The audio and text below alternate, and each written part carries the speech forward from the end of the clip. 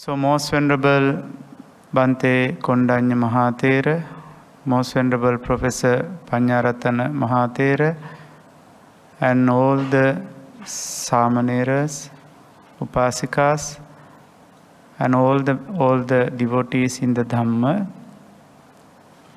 Today is the third day of our novitiate program. Hope that you are very enjoyed with attending entire program. You may have learned a lot during last 3 days, last couple of days, right? So until the end of the program, try to keep strong your mind, your physical body as well, so that learning a lot of things with regard to the Buddha's teachings as well as the path to emancipation. As Bhante Yasassi yesterday started 10 Precepts, he was talking about the first to fifth precept. As novitiates, those who have ordained as the lay upasakas and upasikas who have observed 10 precepts, you have to be aware on what are the precepts that we have observed. And through these precepts, how we can control our physical body and our mind. That is why 3 lectures have been allocated to aware on 10 precepts. So basically, as a Samanera, there are 10 precepts specifically known as Pabbajja Dasa Sila. Pabbajja Dasa Sila, and that is for those who have ordained. And Gihi Dasa Sila, that is for the upasakas and upasikas who observe 10 precepts. However, by considering the content of the both Pabbajja Dasa Sila and Gihi Dasa Sila, both include the same precepts, same factors accordingly. That is why, even though we are ordained or we are in lay followers like upasikas as you are today, all should know and aware on what are the things, what are the factors, what are the precepts and their content. So basically, while talking about the Sila, Uposatha, this is called Uposatha Sila, right? Uposatha, the term has been created by adding 2 words, Upavasati. Upa means nearby. Vasati, living. So the Uposatha, practicing or observing Uposatha, what we are doing is, we just try to be closer and closer to Buddha, Dhamma and Sangha. Right? In that sense, the term Uposatha is used from yesterday or day before yesterday. We are having Uposatha Sila as lay followers, and as monks, again we are having Pabbajita Sila, both made us closer to Buddha, Dhamma and Sangha, right? From the morning, while we were waking up early in the morning, up to going to bed. Entirely, we are talking about the Dhamma, we are contemplating on the Buddha and the great qualities of the Buddha, and we are talking with the Mahasangha, right? Entirely, the day is filled with joy by closing to the Buddha, Dhamma and Sangha. So that is the meaning to the term Uposatha. So we are having Uposatha Sila on one hand by being closer and closer to Buddha, Dhamma and Sangha. Therefore, without allowing the defilements to enter our mind, we try to contemplate on Buddha, Dhamma and Sangha entirely. That is the nature of the Uposatha. So there is a significance discourse known as Uposatha Sutta, Visakuposatha Sutta. We are talking about 3 types of Uposatha virtues. Right? There are 3 types of Uposathas. Uposatha means observing precepts. There are 3 types. The Buddha said that the first one is called the Uposatha of a cowherd. You know who is the cowherd? Who is the cowherd? The one who looked after the cows. Have you ever seen his behavior? No. Have you heard about that? What is his duty? His duty is to guard the cows, bring them to fresh grasses where they are feeding, and searching of the places for them to live and drink, right? So entirely from the morning up to the evening, his duty is to think in of the cows and the pastures for them to feed, as well as the places where there are water for them to drink.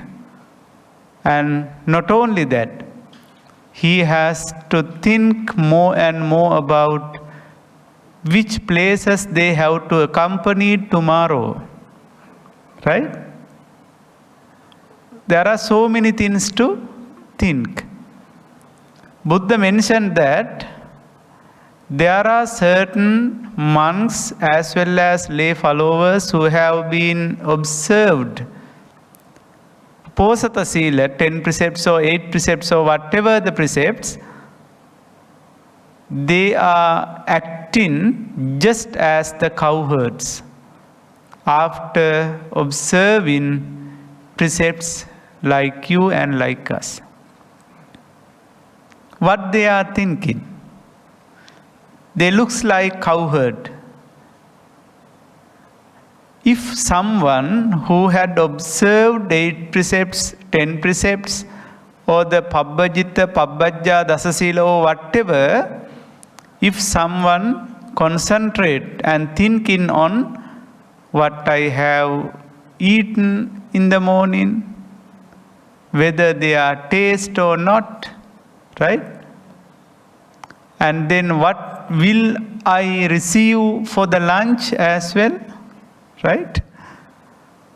And also what will happen in the evening, or tomorrow what will be given by the devotees, something like that.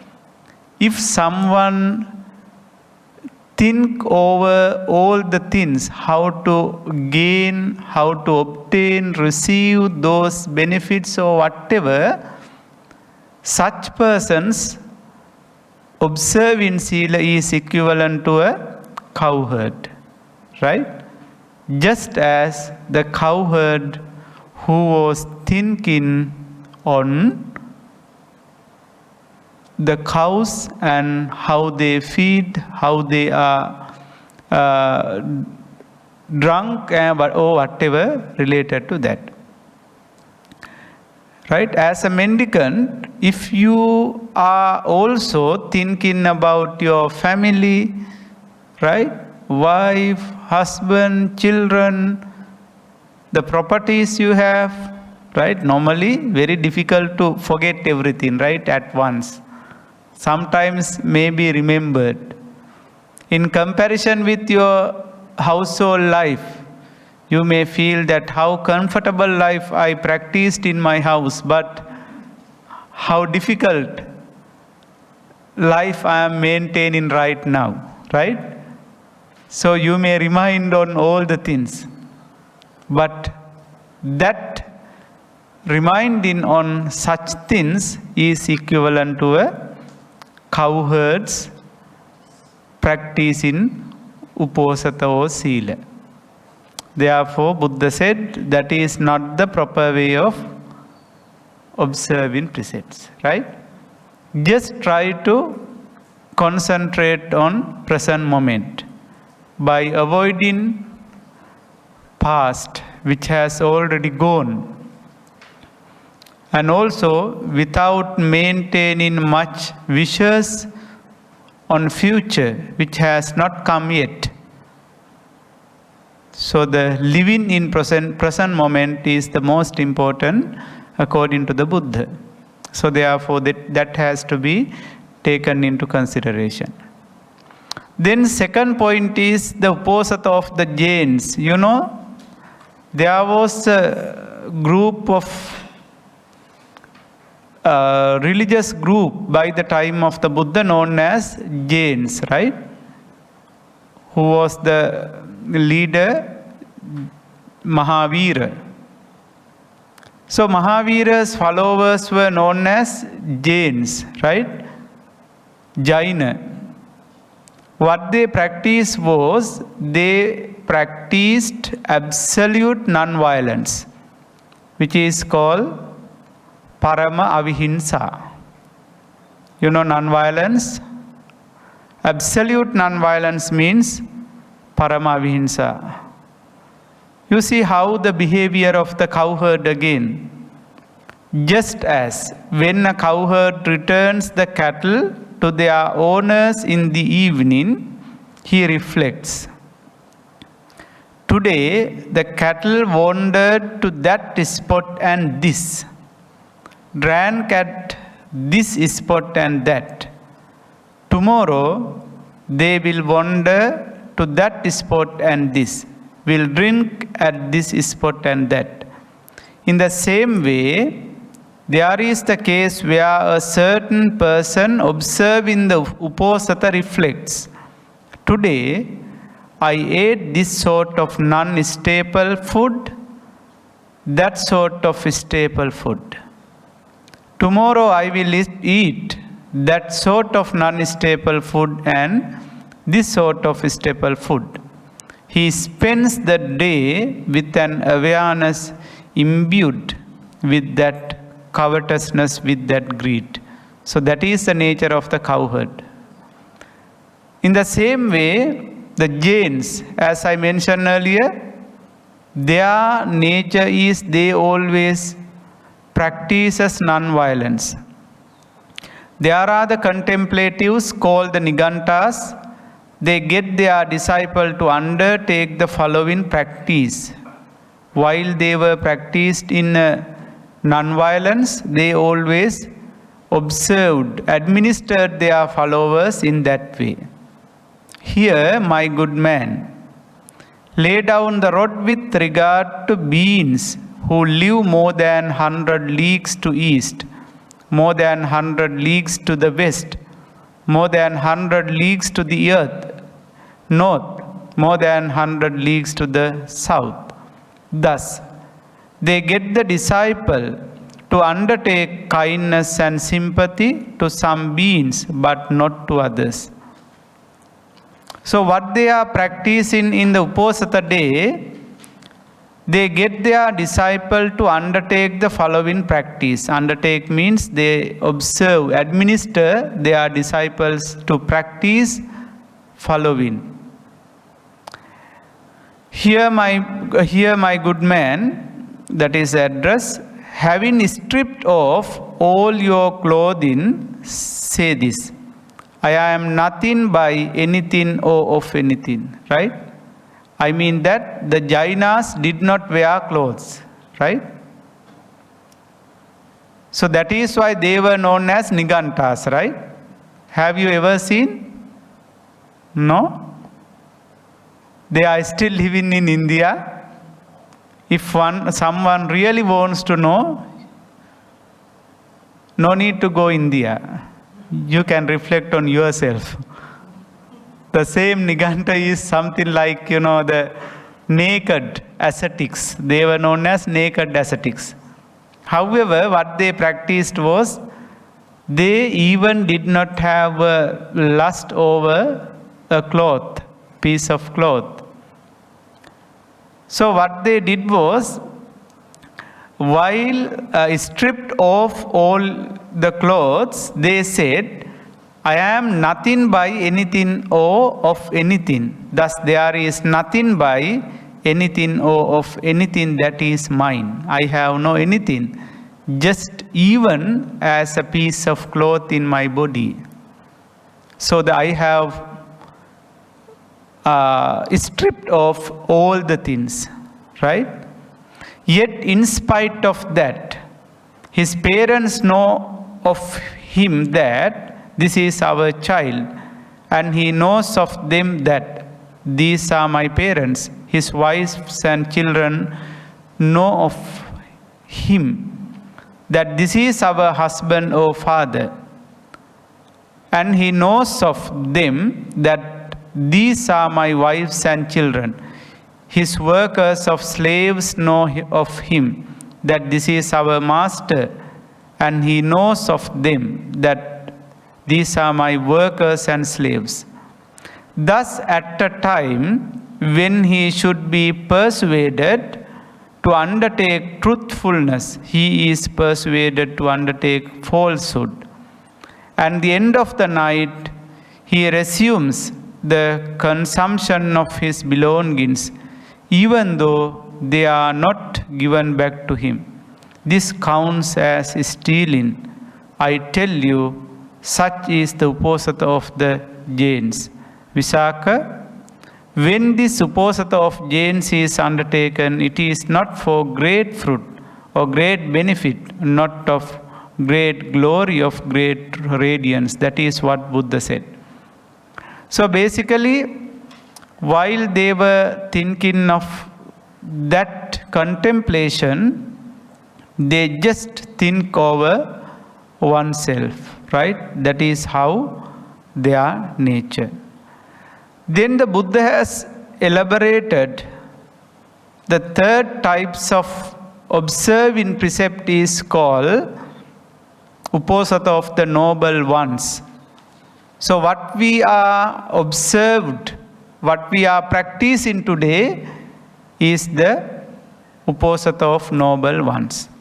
Because what is the main expectation of this practice?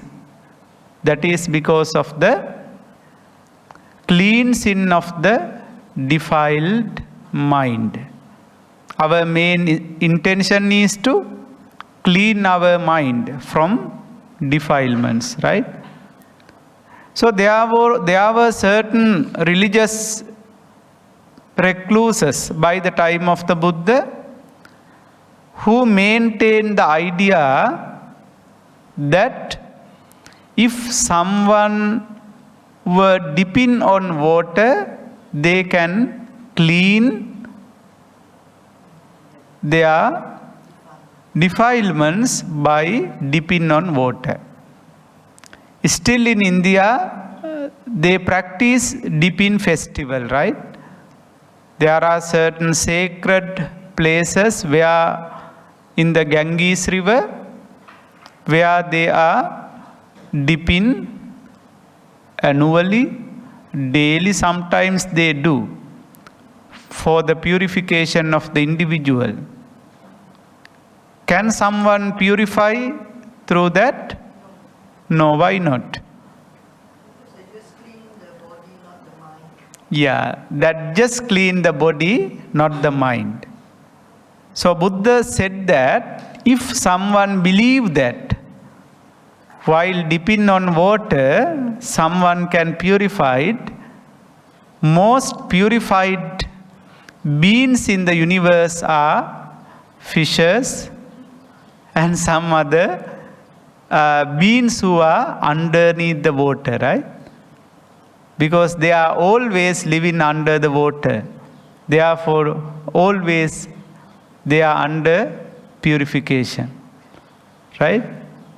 But they will not purify their mind, even though they purify their physical body.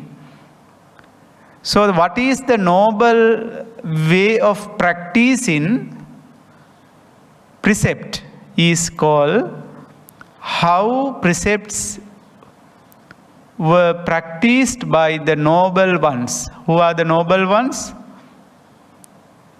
The Buddhas,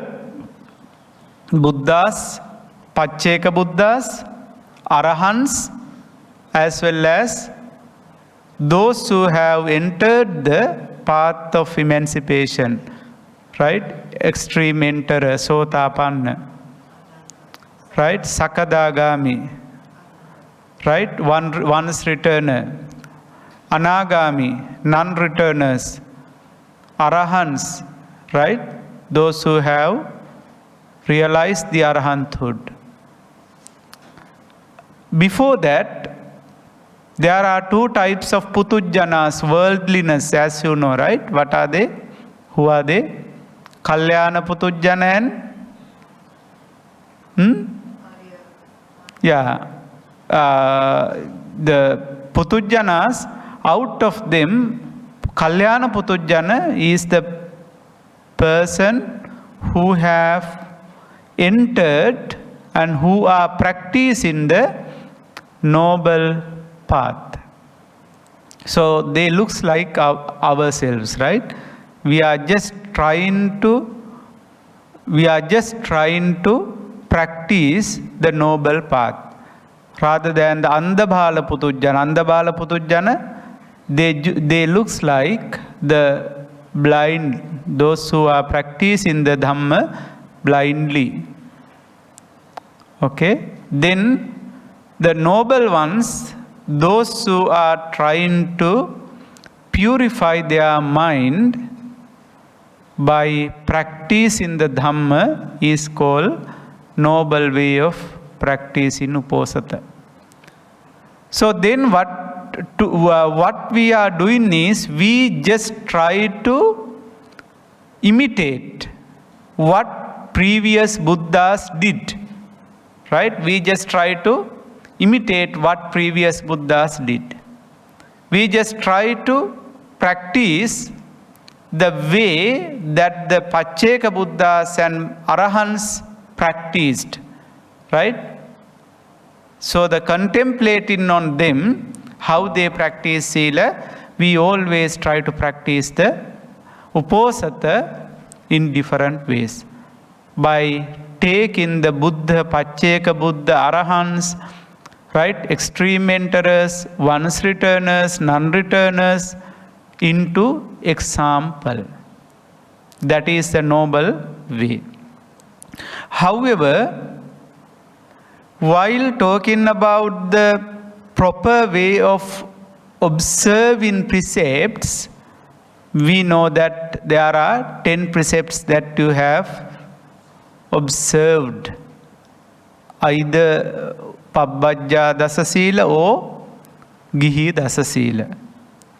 Whatever the things you have already studied about until 5th one, so today I will be talking about 6th to 10th. What is 6th one? I undertake, read it out. I undertake to abide by the precept to abstain from untimely eating. 7th one, I undertake to abide by the precept to abstain from dancing, singing, music and visiting unseemly shows. 8th one, I undertake to abide by the precept to abstain from the use of garlands, perfumes, cosmetics and embellishments. 9th one, I undertake to abide by the precept to abstain from the use of high and luxurious beds. 10th one, I undertake to abide by the precept to abstain from accepting gold and silver. Now, while looking at these 6, what do you feel? What do you see? What do you understand? Are all these requisites for maintaining a monkhood? As Bhante Professor Panahaduwe earlier mentioned, there are 4 requisites, right? What are the 4? Chivara, robes, pindapata, food, senasana, lodgings, gilana pachaya, medication. These are the 4 requisites, right? So the chivara belongs to clothes. Without clothes, can we live? No. We can, just as the Jains, right? But the society will blame us. If we wander here and there without clothes, they will assume that we are mad. Right? Why? Upset-minded. Since we are in a civilized society, right? Since we are in a civilized society, normally we are not maintaining our life without wearing clothes. So as a mendicant or as a novice, novitiate, as a layperson, whoever, it is required. That is why it is called requisites. And can we live without food? Cannot. Food is one of the main requisites, right? Buddha says that jigaccha paramaroga, the hunger is the most serious illness. Are you agree with me? Yes. You suppose that try to stay without food 1 day or 2 days, very difficult to manage, right? Even one time, you may feel that you are not having dinner these days, right? Then you may feel that how difficult is it? What does it mean? That is another requirement. And also whenever we need to live comfortably, there should be a shelter, residence, so that protecting our life from the natural disasters as well. And finally, when we get any kind of disease, there should be medications, medicines. So rather than that, what we are included in 6th to 10th,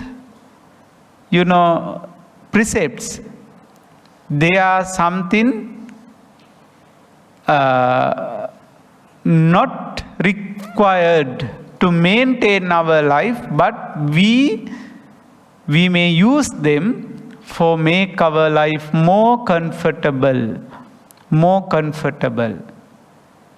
So through the observing precept, the noble ones lead us to have a very simple life, right?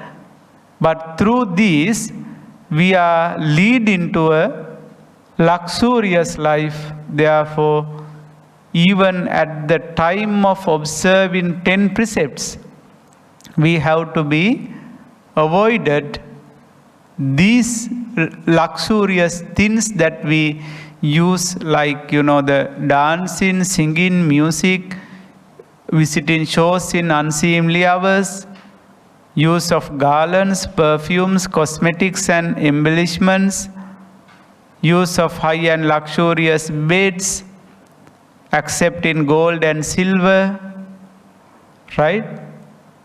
So they are something extra that we have added to our life. That is why even in the Uposatha, under the practice of the 10 precepts, we have to be avoided these 5 precepts accordingly. Then what we are thinking is, as far as concern in virtue, Sila, there are 2 aspects.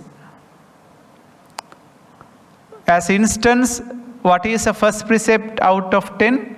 Panatipata, veramani, sikkhapadam, samadiyami. Now there are 2 aspects. What is called, the first part says Panatipata veramani, right? Abstaining part. We are abstaining from killing.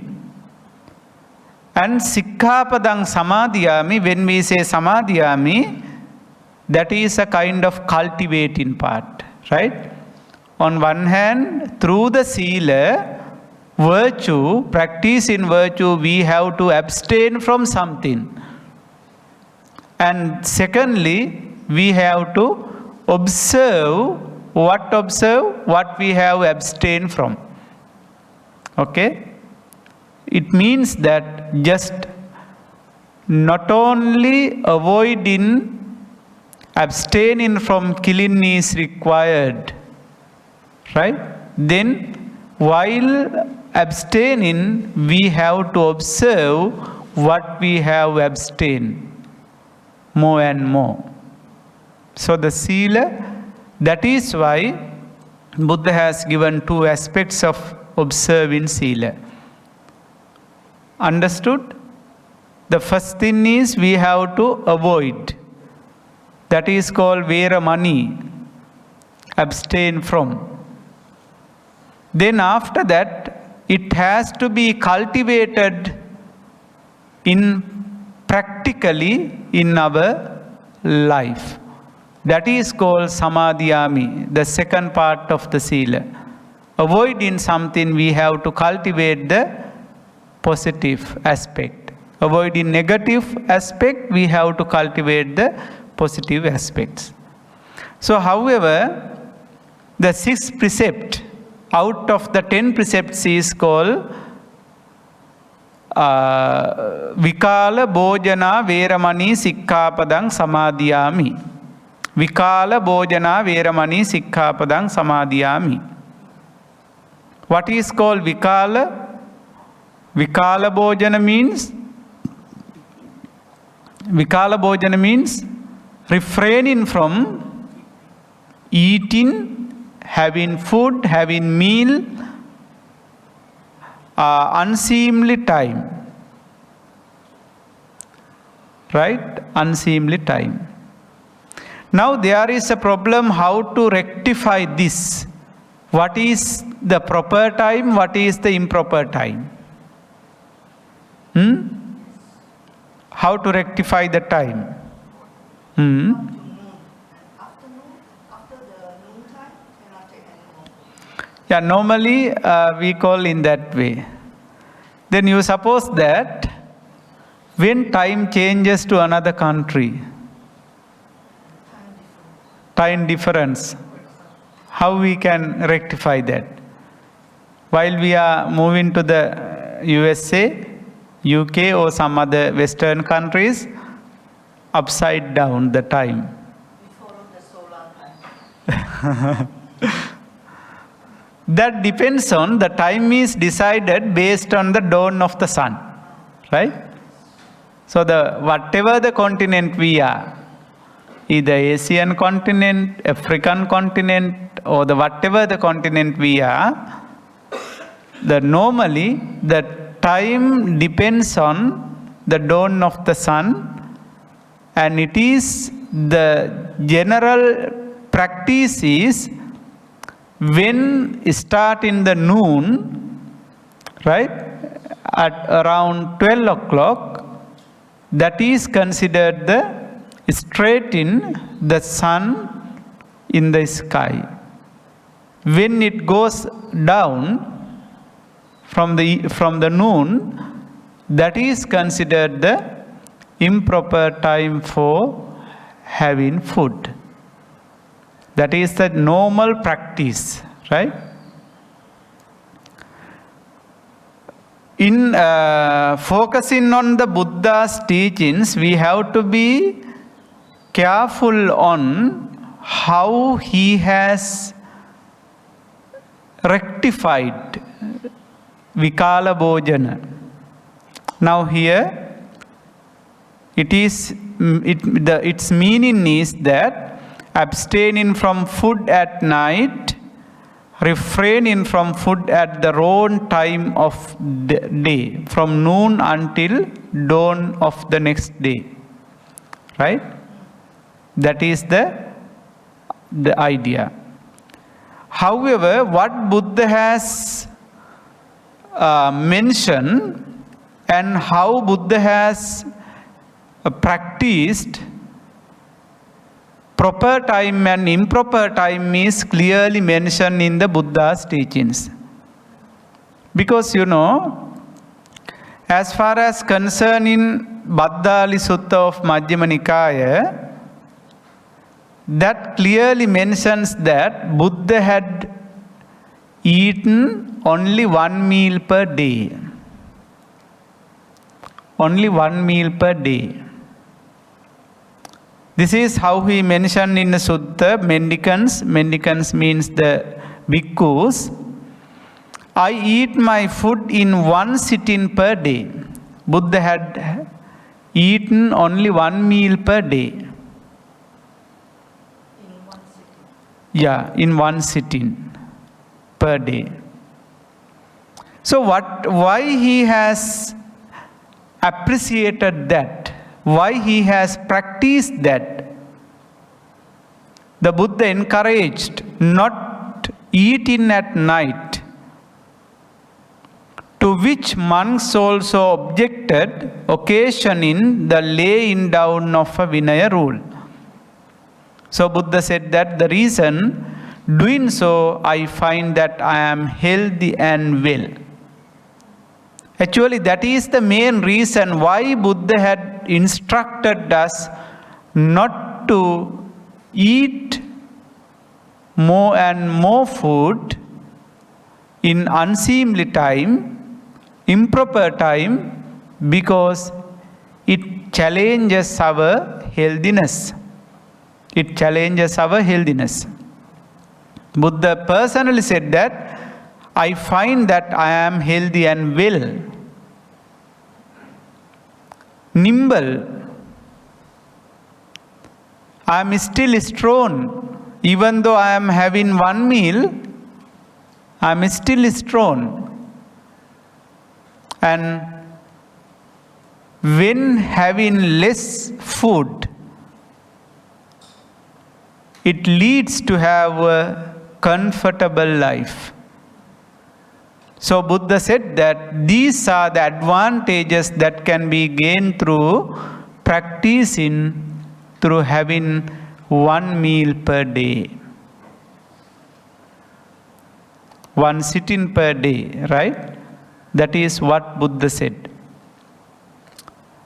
More food means more diseases, more illnesses, right?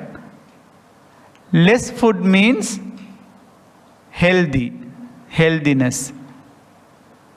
So that is why when you are reflecting on alms, patisankhayo niso, pindapatang patisevami, yavadeva imassa kayassa titiya, yapanaya vihingsu paratiya brahmacharya anuggahaya. In that reflecting on food, you mentioned that Patisankayoniso pindapatang patisevami.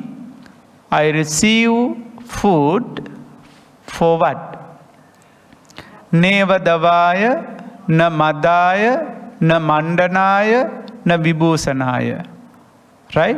That is not for beautification, making our body strong or something like, the adding certain expectations like that.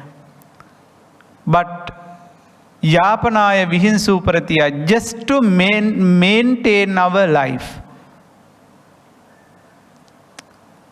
So that is why Buddha said, while using 1 meal or 2 meals per day, that would be more helpful for us to have a healthy life. Normally, when we are healthy, we are becoming wealthy too, right? Why?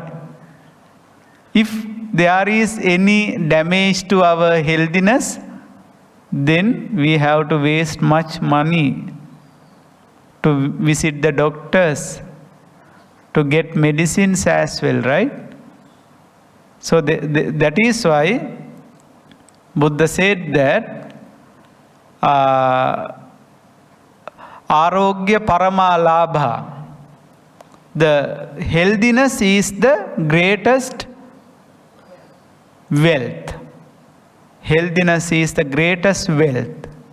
That is not only for our physical body, but also for our bank account also, right? That would be very important. So then, by taking that into consideration, Buddha have invited or advised his disciples to have 1 meal per day. You are healthy and well. That is the reason, according to Bhaddali Sutta. On the other hand, there is a significant discourse which is found in Anguttara Nikaya known as Araka Sutta. I just want to elaborate this point. Rather than considering on the Vinaya or whatever, the importance of having less meals, less portion of meals is very how to understand. Buddha mentioned in the Araka Sutta that suppose that a person lives 100 years, right? Normally, now the time is, the life span is 100 above or lower. By keeping that is as a medium, suppose that a person lives 100 years. So the 100 years, there are just 300 seasons, right? 100 each of winter, summer and rains. Then here what I wanted to say is, living for 300 seasons, there are just 1200 months. For 100 years, when a person lives 100 years, there are 1200 months. 400 each of the winter, summer and rains, according to 3 seasons, right? No need to think much about that. Living for 1200 months, there are just 24,000 fortnights, 800 in each of the winter, summer and rains. Living for 2,400 fortnights, there are just 36,000 days. It means that one who lives 100 years has to spend 36,000 days. Okay? Later you may check the numbers. However, living for 36 days, Buddha has mentioned that you just eat 72,000 meals. What does it mean?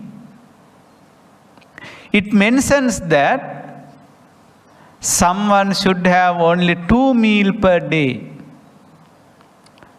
36,000 multiplied to 72,000.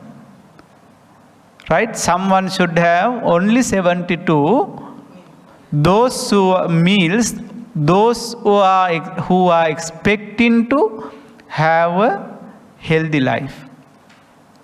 The sutta further elaborates that by the time there were no such diseases as diabetic or whatever the diseases we have today. By the time there were only 5 slight diseases like sitang, cold, unhang, heat, jigacha. Jigacha means what is called hunger, right? Pipasa, thirsty, ucharang, passavang. It means urination and pass motion in the requirements. They are only the diseases that they have accredited as diseases by the time. There were no diabetic, cholesterol, or whatever the diseases what we have today, right? The reason why, the one reason is they have controlled their food, their meals. So then, there is a very interested point here is, when you are suckling at the breast, and when you are prevented from eating, this 72,000 meals include the meals that we have prevented due to the suckling at the breast. It means that the period of breastfeeding by our mother. That is around 1 or 2 years, right? So those meals were also included to 72,000. On the other hand, Sutta mentions there are certain reasons that we have prevented eating food. What are they? Anger. Due to anger, when we get anger, we avoid eating food sometimes, right? Then pain, sickness. Sabbath means Uposatha days, like the Uposatha days that we practice Sila or whatever, Sabbath days. And being unable to get food. So these are the different situations that we have prevented eating food. So what is here is that including all these things, one should try to had only 72,000 meals. One who is living 100 years of lifespan.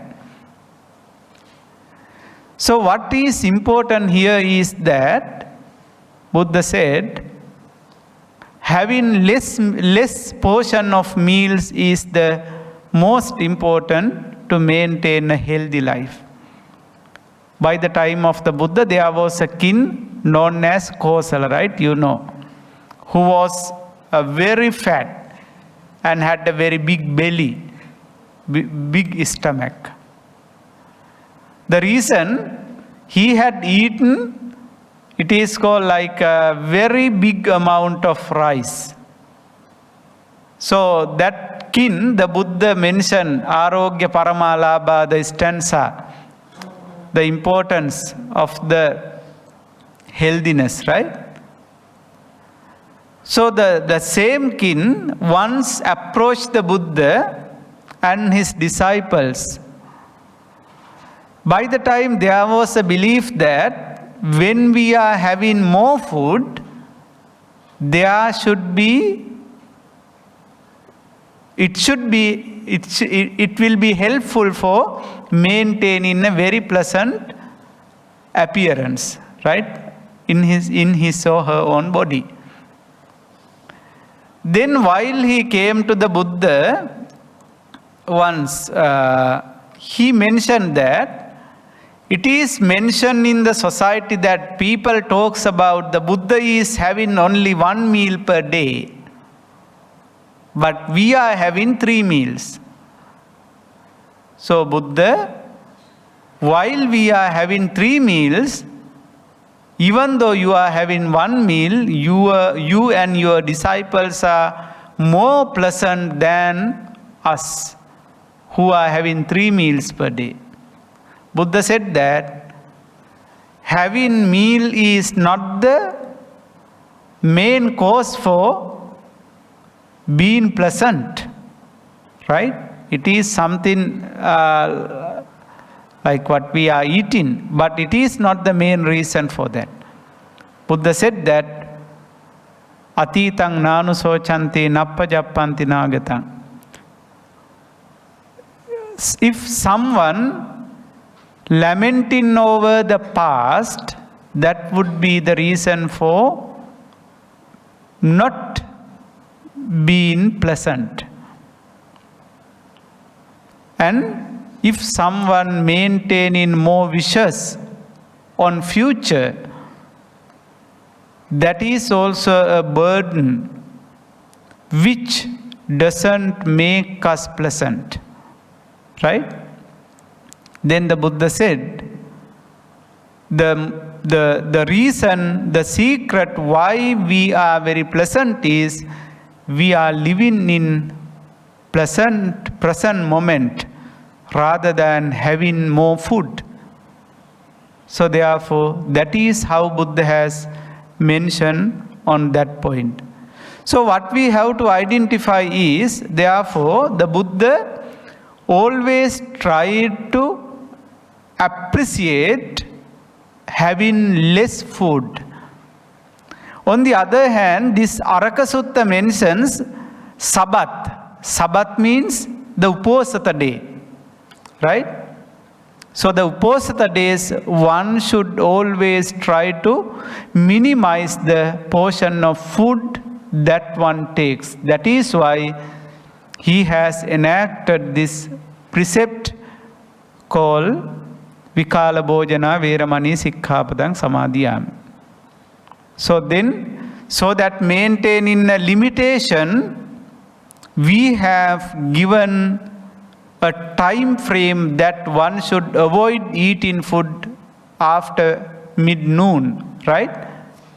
That time we have accredited as the improper time, unseemly time. Vikalabhojana.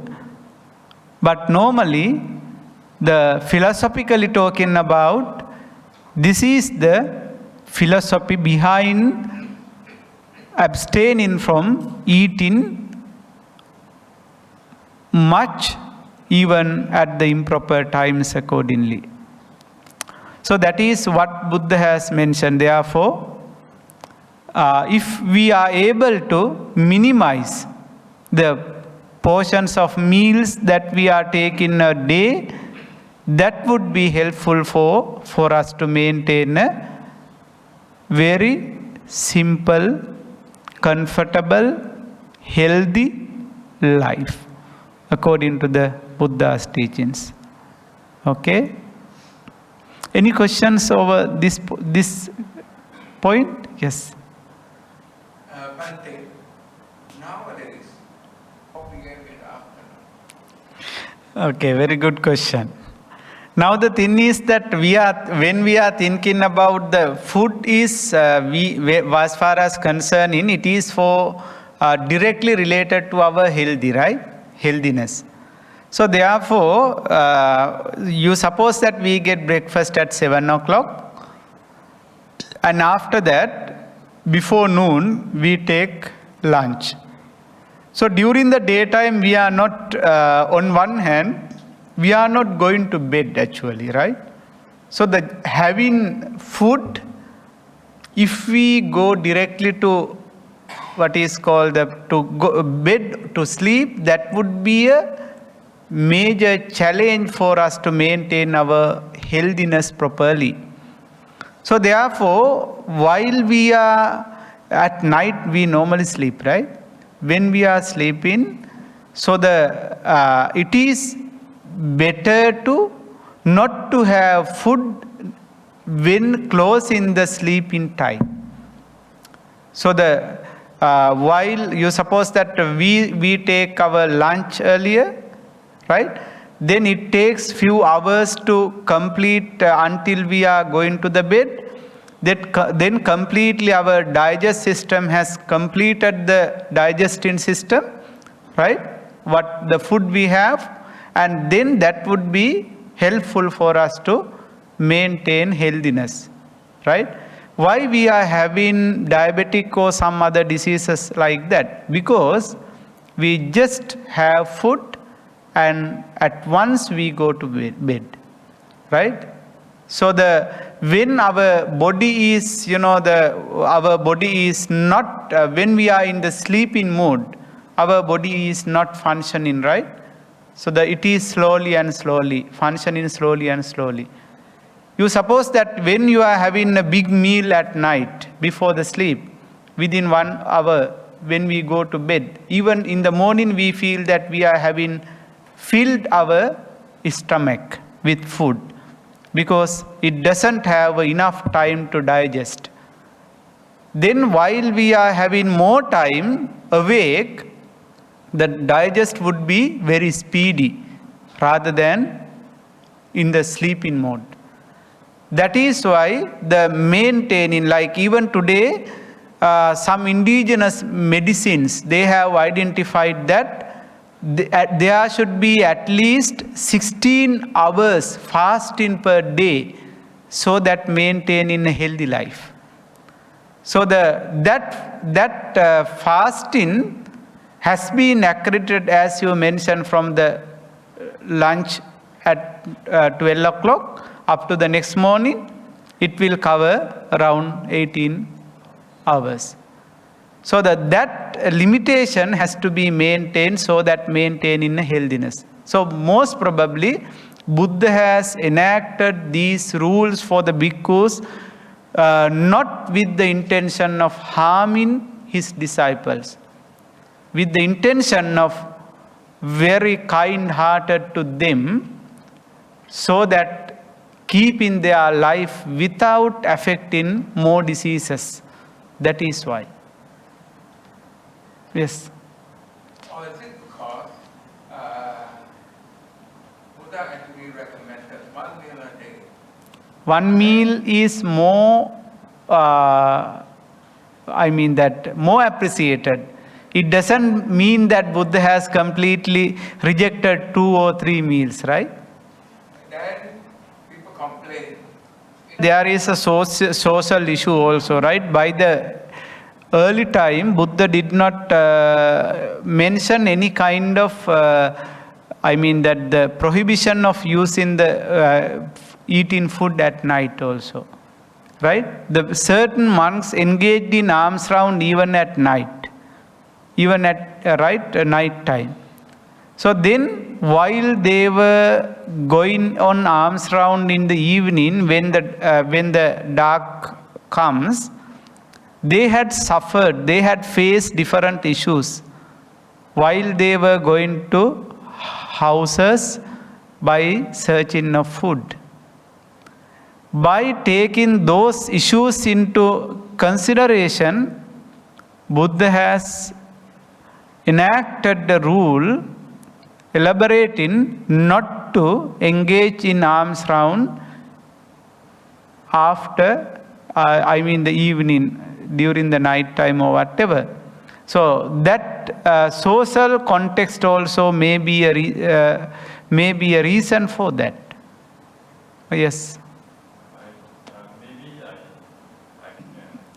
The most probable factor is the Buddha has appreciated the healthiness of the individual, right? That is why he has maintained this kind of a precept, by considering their healthiness. But if you need anything in the evening, there are something like Gilana Pache, right? 8 types of, juice the Buddha has appreciated, which can be helpful for you to maintain strong enough until the next day. Right? Buddha has not mentioned, advised not to have anything. Only the edible food should not be taken is mentioned by the Buddha. But there are so many things for us to consume, like, Astapana, 8 types of juices that has been recommended by the Buddha. Yes, there are alternatives ways. But no need to eat only the edible food, rice or whatever, right? There are so many ways of, the fulfilling our hunger in different ways. Okay, yes. Okay, since we mentioned about we process is better, healthier, better for logic. Actually, when our body is functioning more and more, by that time the digestion is faster. Like, when we are having a big meal in the morning, then just after having a big meal, we are functioning in our body. We are working, right? We are working some other things or whatever the things like that. Then after that, even the lunch, we are functioning our body until evening. So the dinner, just after having dinner, our body is functioning less. Then the digest system is also getting function very slowly and slowly. So my question is, for us to practice better. Yeah, that is better because, as I mentioned earlier, there is a scientific behind that. Stay in 18 hours without having,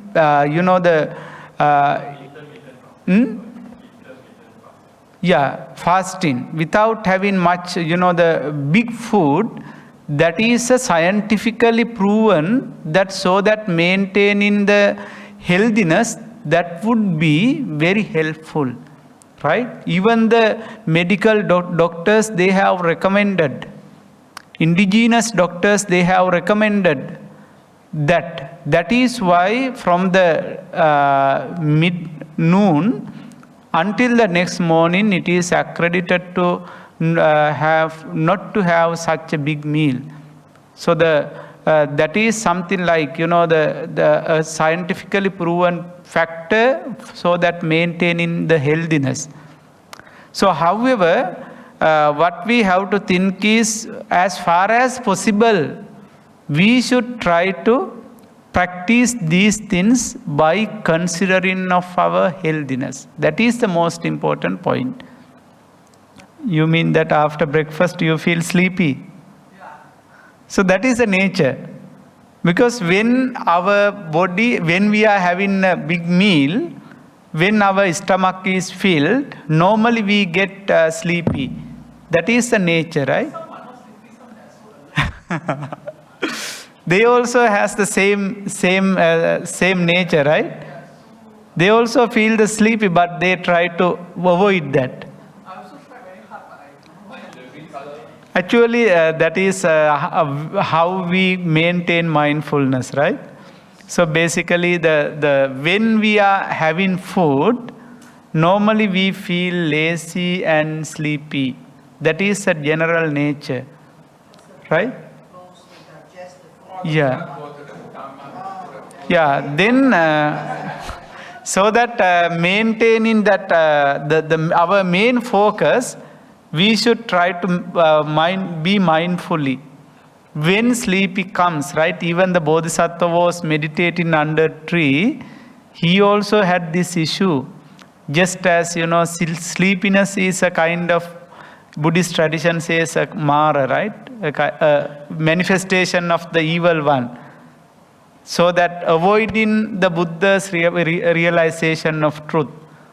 So there may be different interpretations can be given to that. However, we should focus on our main focus in idea and maintain the mindfulness over that.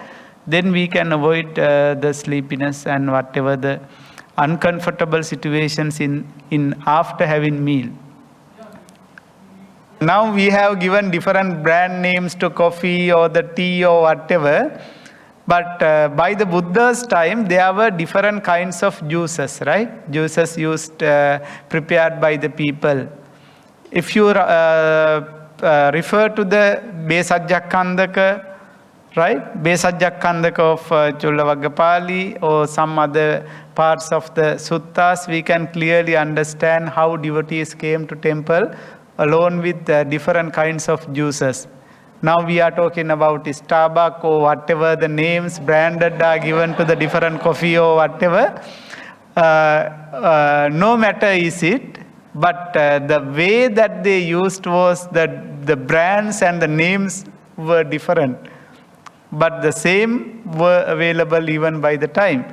So however, by considering on that, we should be mindful on even the food also, right? So then we'll move on to the 7th precept. Yeah. In Buddha, there are, our Last question. Buddha, in the morning, you will have a drink, or that will be the ideal. Okay, that depends on how you can practice. You can practice if you have any consultation from a doctor saying that you have to take something before meal, before medication, it's okay that you can practice that. No issue with that, right? That is a specific reason, right? Even the monks, they have to practice in such a situation, circumstances, we have to practice. No alternative. Then it's okay. However, what we have to think is why Buddha has advised not abstain from taking meal after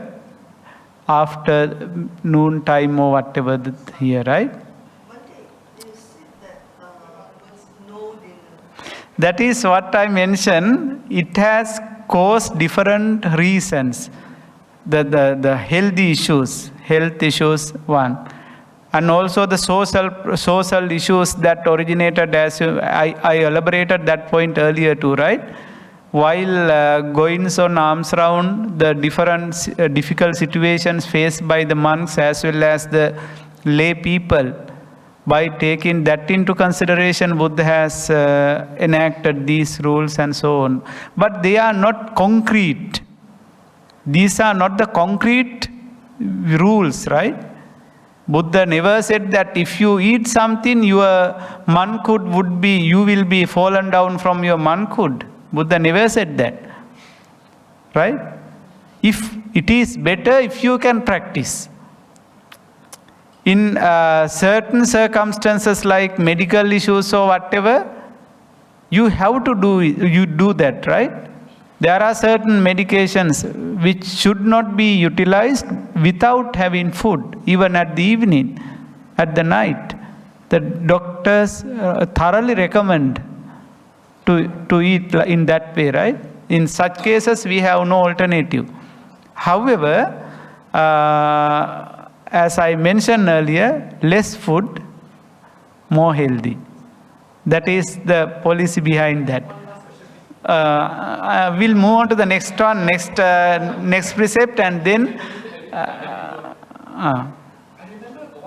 actually there are so many things like, there is a sutta called Pachalayana Sutta, right? In that sutta, when Arahant Sariputta was in drowsy, by that time Buddha noticed that he was in drowsiness. At that time, Buddha gave a strategy or the technique to overcome that. Like, if you feel any kind of drowsy, you can make this kind of pressure in your body, so that avoiding that. So there are so many things in that related to that, okay? I see that a monk, Actually, that may be a medical issue, as I mentioned earlier. If doctors recommended you to get some medicine before that, after meal medication, then you have to do that. No one can accuse or argue on that point, because that is also related to health issue. right? There may be certain situations like that. However, I think no need to talk much about that. So then we'll move on to the 7th precept. That is from abstaining from dancing, singing, music and watching shows, right? So basically, among the Buddha's teachings, Buddha has most probably elaborated that there is a discourse in Devaputta Sangyutta, Nate kama yani chitrani loke sankappa rago purisassa kamo. Normally, the nature of the humans is to attract different situations, right? We are very happy to entertain, right? Dancing, singing, even the whatever the situations like, watching shows, right? Music and everything, we are very happy to entertain. So, however, while looking at different objects, we identify that we give certain measurements saying that it is very beautiful, right? Or she is pretty, he is handsome. Normally we give certain judgments over that, right? By looking at different individuals, different people, different objects, we try to give certain measurements over thinking that. But Buddha mentioned that Nate kama yani chitrani loke sankappa rago purisassa kamo. Beautiful objects in the world is everlasting, right? I have no hesitation to see the beauty as the beauty. It means that sankappa rago purisassa kamo, we create the mentality of beauty or the sweetness or whatever by our mind. That is not with that object, right? We give that judgment. You suppose that a person whom you are interested in will not be interested to another one else, right? Another one. Because if I see that he or she is pretty or handsome, another one would not see the same experience. Because the intention, idea is in the mind of the individual, right? That we create. So therefore, the way that Buddha has elaborated in entertaining is something different from the other perspectives. Once there was the Nanda was one of the princes, right? Lived by the Buddha's nephew.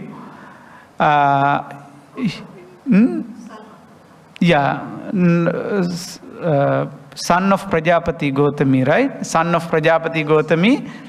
Then he was very infatuated of his wife, Queen Janapada Kalyani, right? Even though he went to the monastery alone with the Buddha, even though he was a monk, he did not forget his wife. Then after being to monastery, he had drew the figures of his wife, Janapada Kalyani. Then Buddha said that the monk should not draw paintings of men and women. That is called patibhana chitta. Even there were certain Chabbagya, the bhikkhus of 6 group, Sattarasavagya bhikkhus of 7 group, right? They also decorated their temples by drawing pictures of men and women. Sometimes they were naked folk. Then that was noticed by the Buddha. Then what the Buddha said was, Na bhikkhave patibhana cittang karapetabang. O monks, you are prohibited to draw paintings of men and women. What is the reason?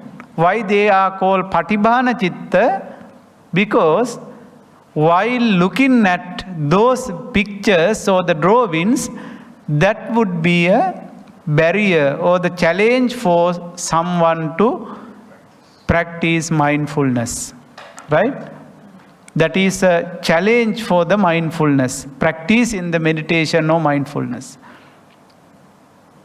While looking at when seeing such pictures or the figures, that would be a kind of defiling mind. Lust, origin of the lust. That would be the reason for origin of the lust in one's mind. Then Buddha prohibited. And then having prohibited, Buddha said, you have to draw paintings of Malakamma, Latakamma, Makaradanta, Panchapatika. Malakamma means you can color wash, right? The temple with wreath work, decorate with wreath work. The different styles of flower wreaths, right? You can draw the paintings. Latakama, creeper work. Creeper work, you can draw paintings of creepers, different styles. Panchapatika, 5 types of drawing in 5 types of colors, used in different colors, colorful decorations like. And Makaradanta, dragon hooks, right? They are certain paintings and pictures that has been elaborated, that has been accredited by the Buddha to draw in monasteries. Why Buddha rejected drawing pictures of men and women while appreciating or recommending drawing pictures of wreath work, creeper work or some other things? Because if those entertainment activities are barrier to concentrate one's mind, they have to be, Buddha has advised to eliminate those things, right? Avoid those things. Yes, in the same way, while focusing on the different situations like singing, dancing, then music and so on, Buddha has given different interpretations in different ways. In many suttas, in its Buddha has appointed that zones, right? Gita, zones, the Pali word Gita, as one of the childish learnings. You know childish learnings? Childish learnings.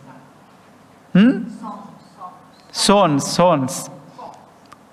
Childish learnings. Because they are not something practiced by the knowledgeable and those who are seeking of truth and some other things like that. On one hand, right?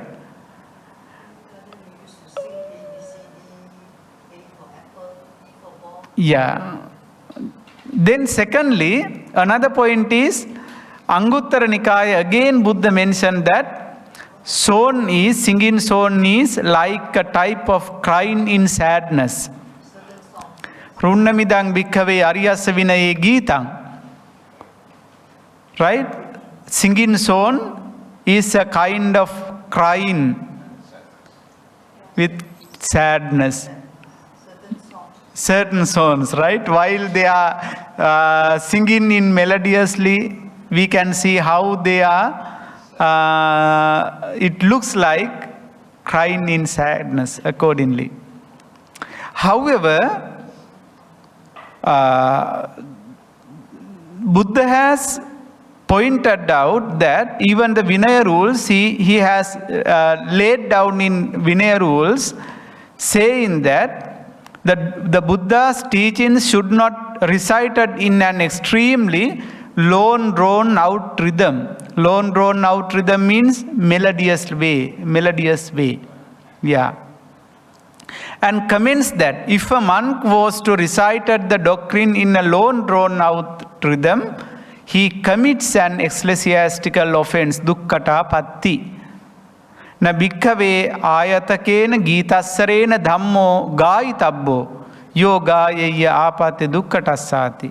It means that Buddha's teachings should not be recited melodiously according to the Buddha. For the monks, right? For the monks, not for the lay people. But there are certain occasions that the Buddha has appreciated how lay people recited certain things melodiously. One example, in Digha Nikaya, there is a discourse known as Sakkapanya Sutta. You know Sakkapanya Sutta, Sakkapanya means the question of the Sakra, the Lord of the gods. Once the Lord of the gods, Sakra, wanted to visit the Buddha, right? He called upon his musician, divine musician Panchasika to come over him. And he advised Panchasika, the Buddha is residing there under a tree. You may visit the Buddha. You have to worship Buddha twice. Right? One time for you. And the second time instead of me. Right? You have to recite the Buddha 2 times. Having recited 2 times, you may inform the Buddha that the Sakra will come to visit you short while. Then what happened? While Panchasika was approaching the Buddha, he was meditating under a tree. Panchasika thought that it is not proper time for disturbing the Buddha since he was meditating. Then he was thinking over one side. While he was thinking, his mind came to his mind regarding his girlfriend. She was Surya Vachasa, right? Surya Vachasa is one of the angel in the divine world. She reminded all the from top of the head up to the down toes of the down, entire the body, he reminded. What he did was, he having taken his flute, he tried to melodiously appreciate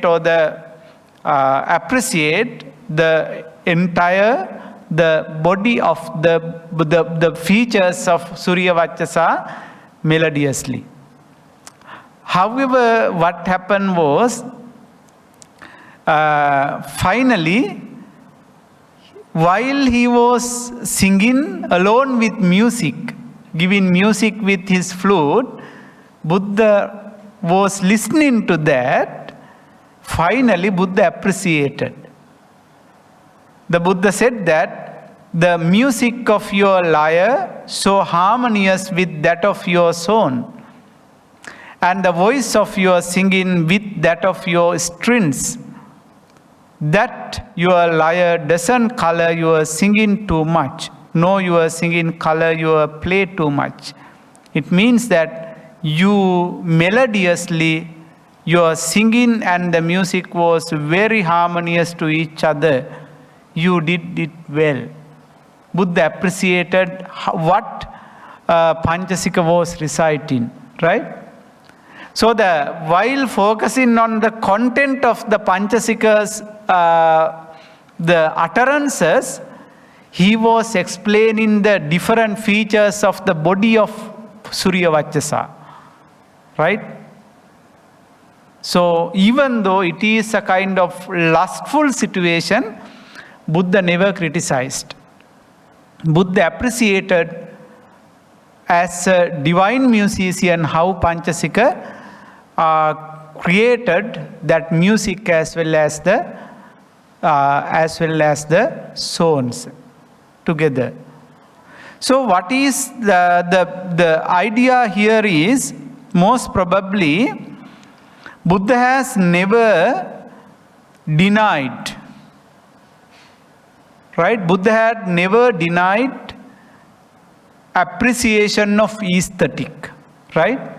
Dancing, drumming, or the singing, watching shows, Buddha has never denied them. But for the monks, for those who are practicing 10 precepts, 8 precepts, uposatha, they have to avoid that because they are hindrances for someone to maintain their celibate life. Right? That is the reason. On the other hand, when we are, addicted to these things, that would be a barrier for someone to continue one's own practice of the Noble Eightfold Path.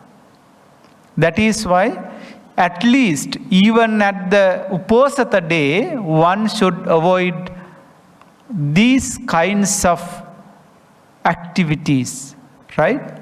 Dancing, singing, music, watching shows, and so on, because they always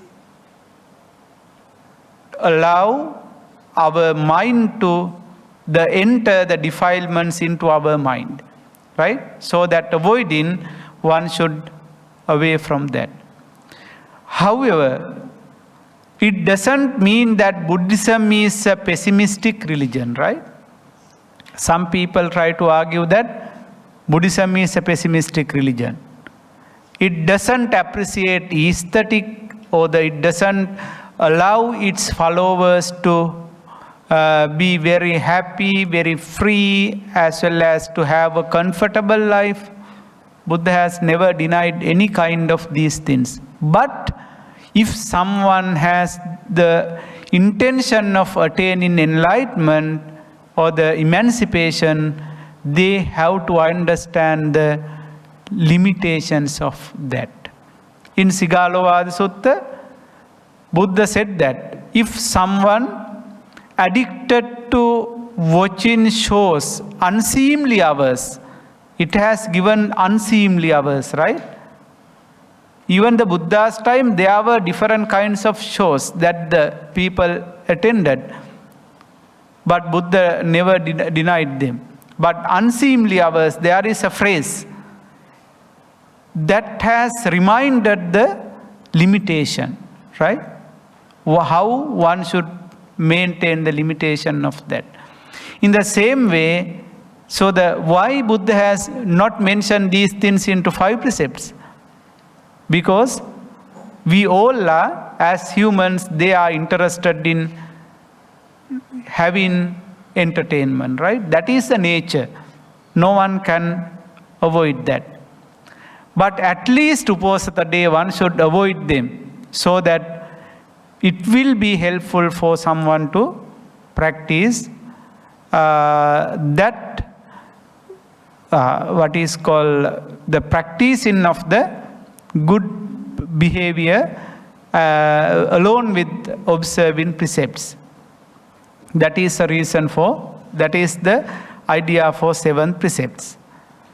And then 8 precepts: abstaining from wearing garlands, beautifying themselves with perfumes and cosmetics, right?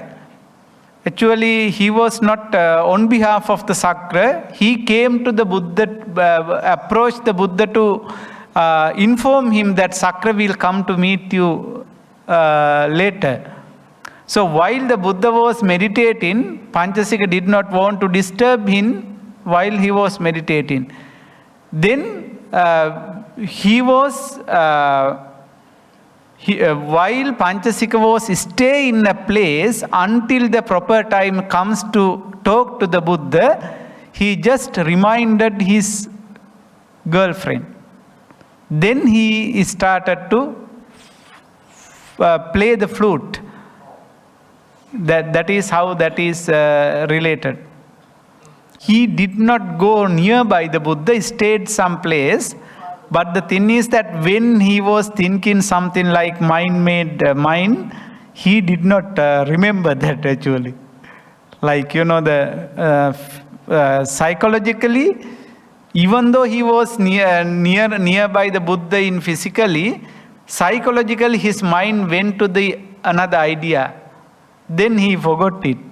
Then he started to play over thinking of the Surya Vachasa and so on. Right? Normally there may be certain situations like their worldliness. Therefore, at the inception, he thought that it is not suitable for the Buddha to give any kind of trouble, right? Later, while he was alone, he had another intention, and his mindfulness was broke out, and his mind went to meet another aspect. That is the nature of the mind. So the 8th precept, abstaining from wearing garlands, beautifying themselves with perfumes and cosmetics, right? So they are also, all the things are related to beautify. And then, while we are practicing uposatha or whatever, the Buddha has mentioned that so that really identifying the real nature of our body, we should avoid the beautifying or whatever. Because this is subjected to have 9 doors of having defiled the things, right, going out from our body. It is bile. So therefore, that is why we call a kind of meditative object Asubhanussati, right? In Asubhanussati entirely we see how our body is subjected to defile. Then even at the Uposatha day, without having these kinds of, without having these kinds of beautifying factors, if we are able to see the real nature of our body, right, that would be helpful for someone to concentrate on that. That is why even the Marananussati, right, by keeping the dead body in front, we try to meditate on that. Marananussati meditation, right? Very difficult task. On the other hand, while keeping the dead body in front, we can really understand how it changes every moment, every day, right? You must imagine yourself as the dead body. Yeah, that is how we contemplate on that, right? While contemplating on what happens to the dead body, we contemplate on my body is also subjected to that. That is why the awareness can be made, mindfulness can be made through that. In the same way, Asubhanussati, Atti, Masmin, Kai, Kesa, Loma, Naka, Danta, Tacho, Mansan, Naharu, like that, right? That there are 32 factors of our body, and it's how they are being dirty is clearly mentioned.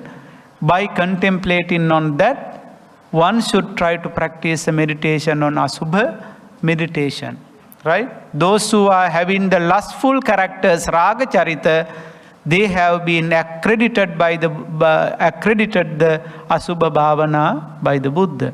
So that really understanding the real nature of one's own body. So what does it mean? Even in the Uposatha day, one should try to avoid them, so that the two aspects, one is from that aspect, right? Practicing as a meditative object. On the other hand, to show the simplicity, right? To show the simplicity. So the monk or a lay person who is having the practice in the 10 precepts or 8 precepts, Uposatha precept, that is the icon of the simplicity, right? So therefore, so that maintaining simplicity, one should abstain from those practices. And the 9th one, abstaining from high and imposing seats and beds. That is also related to the earlier one. So the practice in simplicity, it is very essential. The Buddha, Bodhisattva as a prince, royal prince, right? Who had 3 palaces for the three seasons. Having renounced the world, he lived under a tree, in the forests, right? In the open shelters where the different people lived. Entirely, he renounced the royal luxurious lifestyle, so that practice in a noble path, that dedication should be done, right? We have to do certain dedication in that way. However, Buddha has mentioned that one should not attach to those luxurious items, luxurious family, luxurious life, while practicing the monkhood or the Uposatha Sila. Therefore, 9 precepts also should be undertaken according to the Buddha. On the other hand, one who really avoid them only can practice the path delivered by the Buddha. That is what Buddha personally, by his experience, his own experience, how he showed, right? By practicing 6 years of very hard period until attaining enlightenment.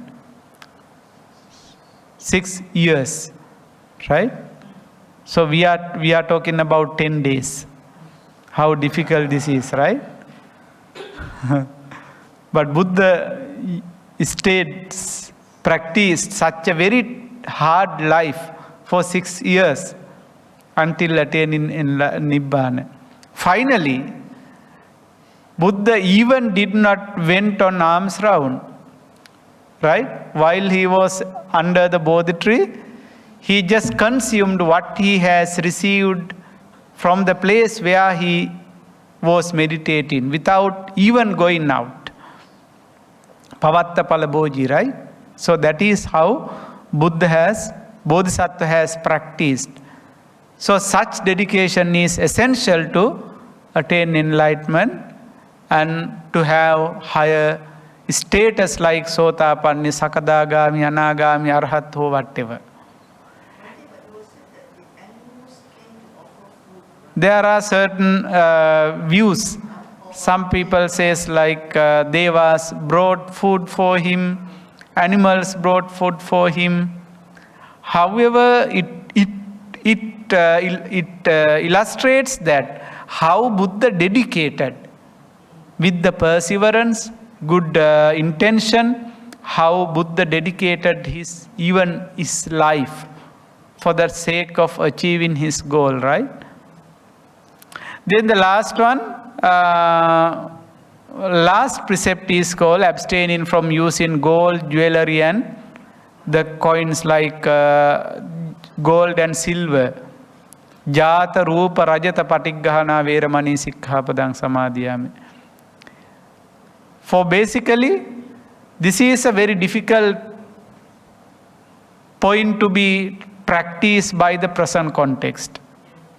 By the time of the Buddha, it was very easier for maintaining without using money, without using money or whatever related to that, right? Because the monks were going here and they are not by air, right? They just walked wherever they wanted to reach. And no need money to walk, right? Then there were only if they needed medication, they had taken them from the forest as well, right? Even the royal physicians, they provided free of charge. Yeah, they used their own urine as well as the cow's urine as the medication, right? Putimutta besajja. So there were different simple ways, but nowadays cannot. Even the doctors do not treat monks free of charge, right? For the transportation, they are need. Yeah, everything. For the learning and studies, they have to pay. Unless it's a monastic university. Yeah. So what I wanted to say is here, so it cannot be completely avoided. But at least even the Uposatha period, in such circumstances, we should try to avoid them, right? For the lay people, you suppose that you practice it once a month, once a year, something like that. That is not difficult, right? That is not difficult. But even for you can, because if you are practicing this program temporary period, it's okay, right? However, can maintain like that if everything is received from different ways or whatever. But for long time, very difficult. Not possible to maintain like that. However, so why this has been mentioned? Because when we keep money, silver or whatever with us, we have to be mindful over them on one hand, right? Whether someone will stolen them, lost them, we are thinking of them just as the cowherd. When we keep everything away, we have no any idea to protect them, right? On one hand.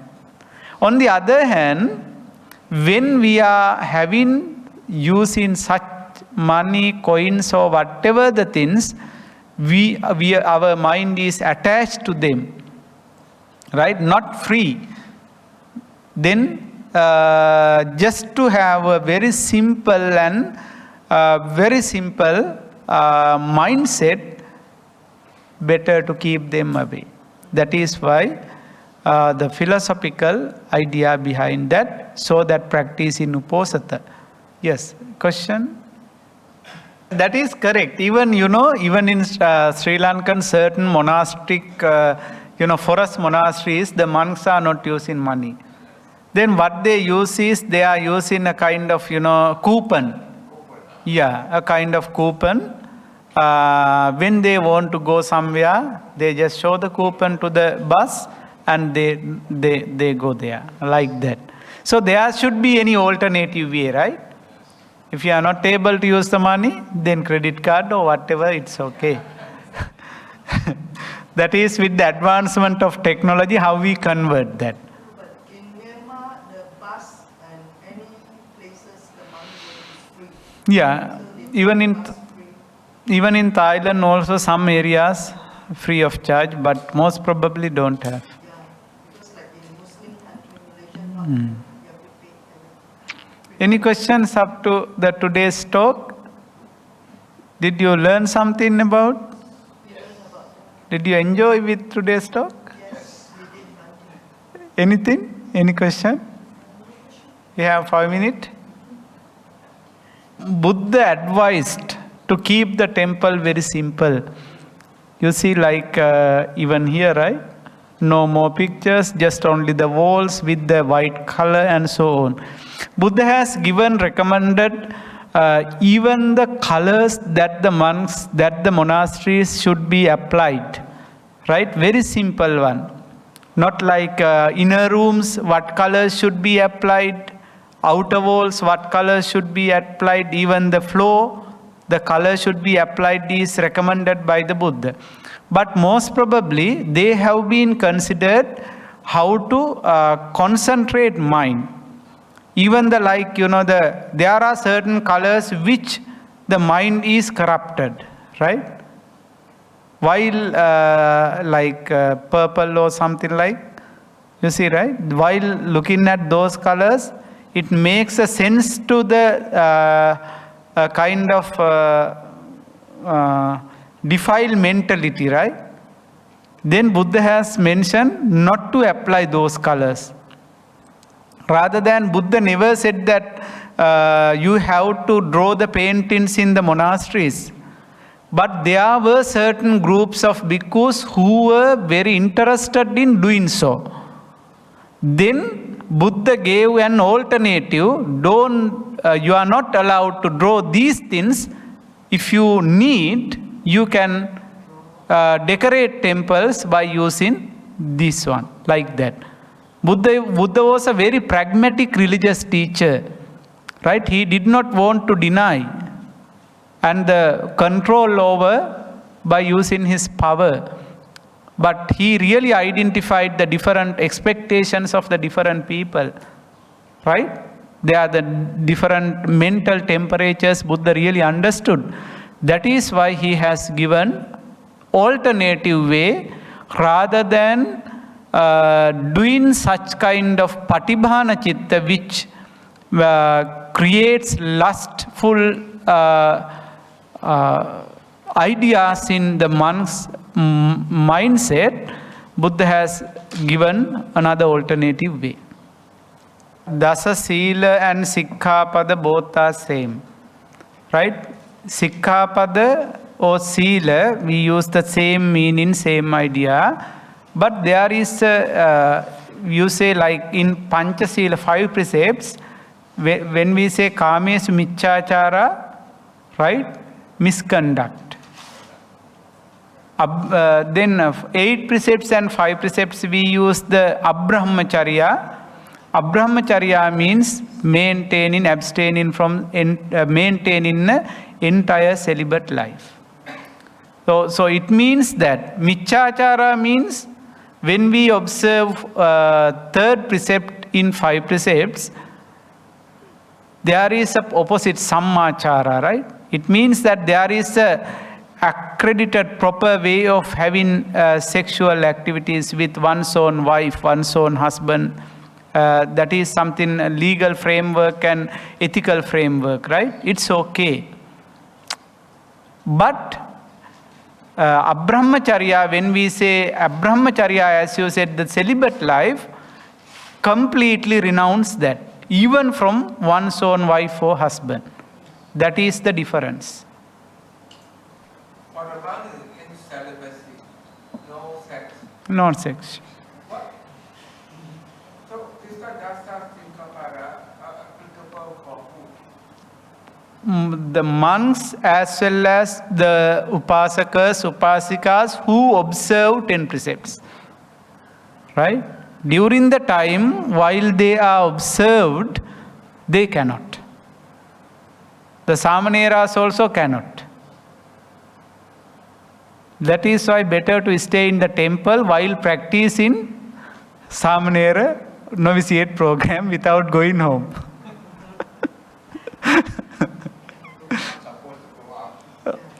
No. Yes.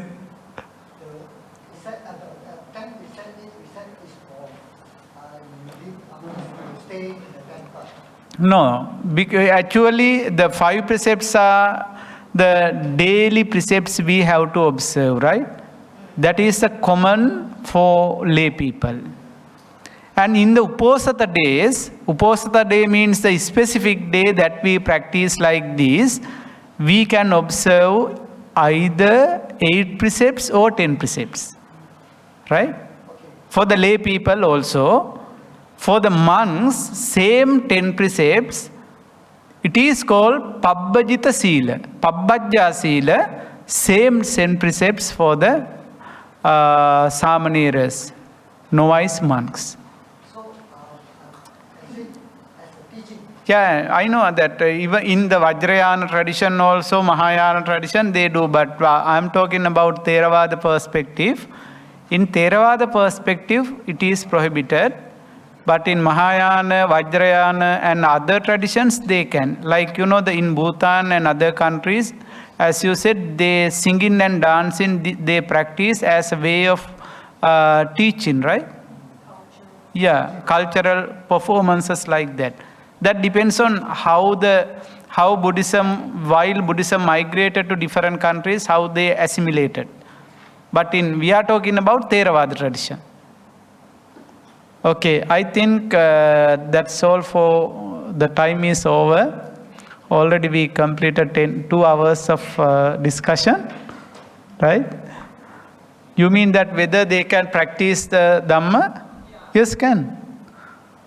Because there are different ways, like you suppose that if someone cannot hear, they can read, right? If they cannot read and hear both, the blind and the deaf, at that situation, sometimes it will be very difficult to practice the Buddha Dhamma, but they can maintain a wholesome life without committing unwholesome deeds. Normally they are automatically they control themselves because of that shortages, right? If we are not doing any harmful things, unwholesome things, automatically we practice wholesome. So the practicing can be different ways like that. For the Samanera level, you are in the Samanera level, so the Buddha's recommendation is under the Samanera level, you have to practice only 10 precepts. That is enough, right? Then if you want to continue the monkhood as so that being a senior monk, then you have to get the higher ordination. Then you will have to practice 227 Vinaya rules entirely. But before that, Samanera, as a Samanera state, Samanera level, it is enough for practice in 10 precepts. There is also 72 Sikkha trainings. Yeah, 75. Sekya. Sikkha trainings they have to understand. Yeah, Sekya also they have to understand actually for the Samaneras. Sekya, right? 75 Sekya. And there are certain things that are related to our day-to-day behavior, like how we eat, how we go on arms round, right? Something like that. The different kinds of wearing robes, and they have been given. That is something like code of conduct that everyone should be used, whether they are Samanera or the Upasampada or whatever. Okay. One last question. Okay. There is a nice story that a Zen story. Once a student came to a Zen master and raised, he wanted to become a higher ordained monk. Then the teacher said, you have to protect millions of sikkhapadas, or the precepts. Then the student said, oh, I cannot protect such number of such a huge number of precepts and so on. Then he decided to go home. Then again, the teacher informed him that, can you protect 2? Yes, can. Because while talking about the high number, he thought that very difficult. Right? Then he agreed to protect 2. What are the 2? Your mouth and physical body. Right? Body and mouth. If you control both of them, all other things are automatically get controlled. Right? No need to think much about the many Vinaya rules or whatever. If you control your physical body and your mouth, and automatically you will be controlled. You will be a very disciplined one. Right? Therefore, only keep mind only those two. Then you will be very easy to practice 10 precepts. Now, whatever the number is, okay. So with that instruction, I would like to wind up today's session. Say sadhu 3 times, please. Sadhu, sadhu, sadhu.